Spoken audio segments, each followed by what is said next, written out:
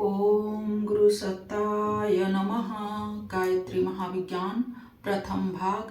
लेखक परम पूज्य गुरुदेव वेद मूर्ति तपोनिष्ठ पंडित श्री राम शर्मा आचार्य। आइए पढ़ते हैं, सुनते हैं और समझने का प्रयास करते हैं। गायत्री मंत्र हमारे साथ साथ। ओम भूर्भुवः स्वाहा तत्सवितुर्वरेण्यं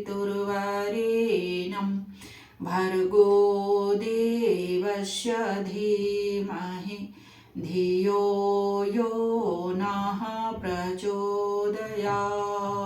साधकों के स्वप्न निरर्थक नहीं होते। साधना से एक विशेष दिशा में मनोभूमि का निर्माण होता है। श्रद्धा, विश्वास तथा साधना विधि की कार्य प्रणाली के अनुसार आंतरिक क्रियाएं उसी दिशा में प्रवाहित होती है, जिससे मन, बुद्धि, चित्त और अहंकार का चतुष्टय वैसा ही रूप धारण करने लगता है।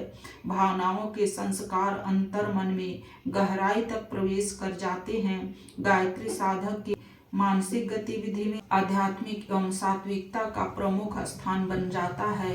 इसलिए जागृत अवस्था की भांति स्वप्न अवस्था में भी उसकी क्रियाशीलता सारगर्भित ही होती है। उसे प्रायः सार्थक ही स्वप्न आते हैं। गायत्री साधकों को साधना व्यक्तियों की तरह निरर्थक स्वप्न प्रायः बहुत कम आते हैं। उसकी मनोभूमि ऐसी अव्यवस्थित नहीं होती जिसमें चाहे जिस प्रकार के उल्टे सीधे स्वप्नों का उद्भव होता हो। जहाँ व्यवस्था स्थापित हो चुकी है वहाँ की क्रियाएं भी व्यवस्थित होती है। गायत्री साधकों के स्वप्नों को हम बहुत समय से ध्यानपूर्वक सुनते रहे हैं और उनके मूल कारणों पर विचार करते रहे हैं। तदनुसार हमें इस निष्कर्ष पर पहुंचना पड़ा है कि लोगों के स्वप्न निरर्थक बहुत कम होते हैं, उनमें सार्थकता की मात्रा अधिक होती है। निरर्थक स्वप्न अत्यंत अपूर्ण होते हैं, उनमें केवल किसी बात की छोटी सी झांकी होती है, फिर परंतु उनका तारतम्य बिगड़ जाता है। दैनिक व्यवहार की साधारण क्रियाओं की मान्यता स्मृति मस्तिष्क में पुनः पुनः जागृत होती रहती है और भोजन, स्नान, वायु सेवन जैसी साधारण बातों की दैनिक स्मृति के अस्त व्यस्त स्वप्न दिखाई देते हैं। ऐसे स्वप्नों को निरर्थक कहा जाता है। सार्थक स्वप्न कुछ विशेषता लिए हुए होते हैं, उनमें कोई विचित्रता, नवीनता, घटनाक्रम एवं प्रभाव उत्पादक क्षमता होती है। उन्हें देखकर मन में भय, शोक, चिंता, क्रोध, हर्ष, विषाद, लोभ, मोह आदि के भाव उत्पन्न होते हैं। निद्रा त्याग देने पर भी उनकी छाप मन पर बनी रहती है और चित्त में बार बार यह जिज्ञासा उत्पन्न होती है कि इस स्वप्न का अर्थ क्या है। पहला, कुसंस्कारों का निष्कासन। साधकों के सार्थक स्वप्नों को 4 भागों में विभक्त किया जा सकता है। पहला, पूर्व संचित कुसंस्कारों का निष्कासन। दूसरा, श्रेष्ठ तत्वों की स्थापना का प्रकटीकरण।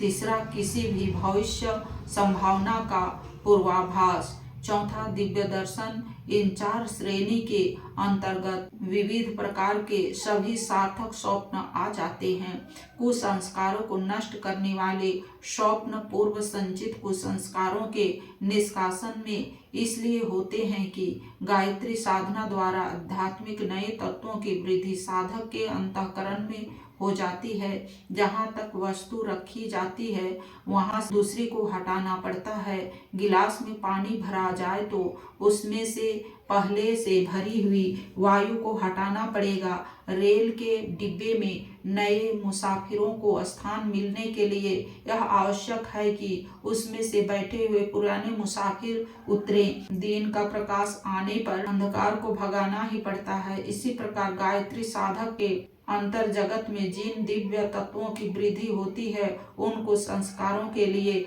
स्थान नियुक्त होने से पूर्व संस्कारों का निष्कासन स्वाभाविक है। यह निष्कासन जागृत अवस्था में भी होता रहता है और स्वप्न अवस्था में भी। विज्ञान के सिद्धांतानुसार विस्फोट द्वारा उष्ण वीर्य के पदार्थ जब स्थानच्युत होते हैं तो वे एक झटका मारते हैं। बंदूक जब चलाई जाती है तो पीछे की ओर एक जोरदार झटका मारती है। बारूद जब जलती है तो एक धड़ाके की आवाज करती है। दीपक के बुझते समय एक बार जोर से लौ उठती है।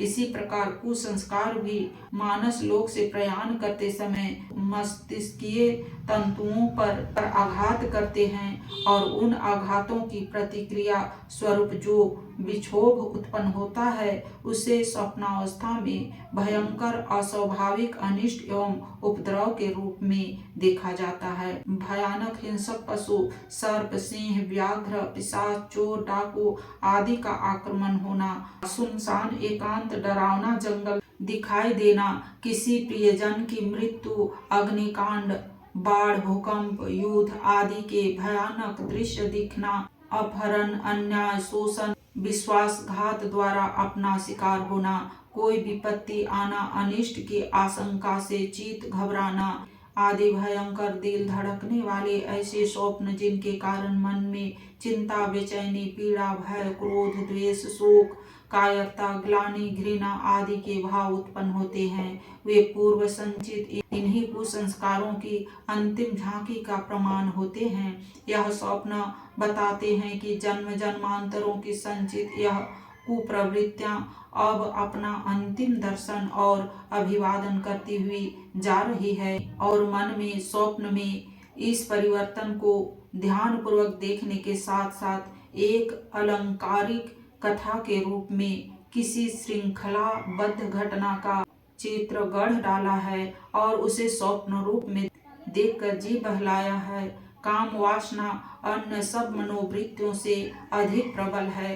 काम भोग की अनियंत्रित इच्छाएं मन में उठती है, उन सब का सफल होना संभव है, इसलिए वे परिस्थितियों द्वारा कुचली जाती रहती है और मन महसूस कर वे अतृप्त असंतुष्ट प्रेमिका की भांति अंतर्मन के कोप भवन में खटपाटी लेकर पड़ी रहती है।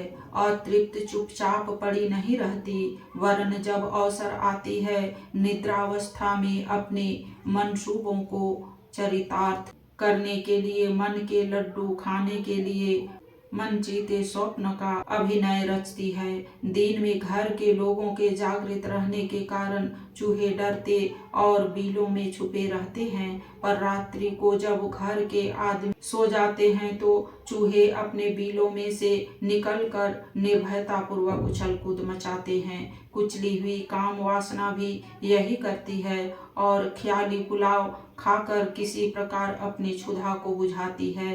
स्वप्न अवस्था में सुंदर सुंदर वस्तुओं का देखना, उनसे खेलना, प्यार करना, जमा करना, रूपवती स्त्रियों को देखना, उनकी निकटता में आना, मनोहर नदी, तड़ाग, वन, उपवन, पुष्प, फल, नृत्य, गीत, वाद, उत्सव, समारोह जैसे दृश्यों को देखकर कुचली हुई वासनाएं किसी प्रकार अपने को तृप्त करती है। धन की, पद की, महत्व प्राप्ति की अतृप्त आकांक्षाएं भी अपनी तृप्ति के झूठे अभिनय रचा करती है। कभी कभी ऐसा होता है कि अपनी अतृप्ति के दर्द को, घाव को, पीड़ा को स्पष्ट रूप में अनुभव करने के लिए ऐसे स्वप्न दिखाई देते हैं मानो अतृप्ति भी बढ़ गई हो, थोड़ा बहुत सुख था वह भी हाथ से चला गया, अथवा मनोवांछा पूरी होते होते किसी आकस्मिक बाधा के कारण विघ्न हो गया। अतृप्तियों को किसी अंश में या किसी अन्य प्रकार से तृप्त करने के एवं अतृप्ति को और भी उग्र रूप से अनुभव करने के लिए उपयुक्त प्रकार के स्वप्न आया करते हैं। यह दबी हुई प्रवृत्तियां गायत्री की साधना के कारण उखड़कर अपना स्थान खाली करती है, इसलिए परिवर्तन काल में वे अपने गुप्त रूप को प्रकट करती हुई विदा होती है। तदनुसार साधना काल में प्रायः इस प्रकार के स्वप्न आते रहते हैं। किसी मृत प्रेमी का दर्शन, सुंदर दृश्यों का अवलोकन, स्त्रियों से मिलना जुलना, मनोवांछाओं का पूरा होना आदि की घटनाओं के स्वप्न भी विशेष रूप से दिखाई देते हैं। इनका अर्थ है कि अनेकों दबी हुई अतृप्त तृष्णाएं धीरे धीरे करके अपनी विदाई की तैयारी कर रही है। आत्मिक तत्वों की वृद्धि के कारण ऐसा होना स्वाभाविक भी है। आज के वीडियो में इतना ही। अगले वीडियो में दिव्य तत्वों के वृद्धि सूचक स्वप्न के बारे में पढ़ेंगे और समझेंगे। लाइक, सब्सक्राइब और शेयर करें। धन्यवाद। ओम